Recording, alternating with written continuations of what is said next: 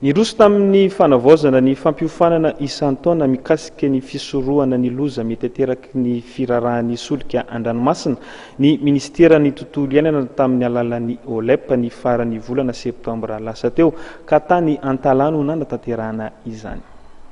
Niroso tamin'ny fanavaozana ny fampiofanana isan-taona mikasika ny teknika fisorohana ny loza mety ateraky ny firarahana solika an-dranomasina ny ministeran'ny tontolo iainana tamin'ny alalan'ny OLEP ny farany volana septambra lasa teo tany Antalaha. Dingana tsy maintsy andalovana satria raha mahatratra 700 tapitrisa-taona ny solika mandalo eto amin'ny ranomasimbe indianina izay misy any Madagasikara dia ny 700 tapitrisa-taona amin'izany mandalo amin'ny lakan-drano Mozambika tsy lavitry ny loza ny nosy. Ho an'ny nosy be manokana zany mahasamby hafa azy zany dia fahitan'olona ny evidence zany hoe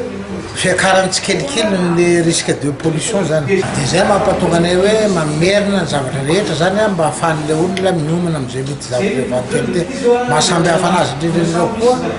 dia miezaka zany zay amin'izao fotoana izao hoe ampitombo le materiel amin'ny fangatarana ataonay amin'ny fanjakana mahefa zany. Mizara roa ny fampiofanana, teoria sy ny fampiarana izay nandraisan'ireo rantsana maro samihafa miara-miasa akaiky amin'ny ministeran'ny tontolo iainana sy ny OLEP anjara. Ny fitsinjovana ny tontolo iainana indrindra an-dranomasina izay ny fototry ny fidiram-bolan'ny mponina maro eto amin'ny nosy ka izay ny tena anton'izao fampiofanana izao. Faritra misy 520 eto Madagasikara no tokony azo fampiofanana mikasika ny fisorohana ny loza mety ateraky ny fahaverizan'ny solika an-dranomasina.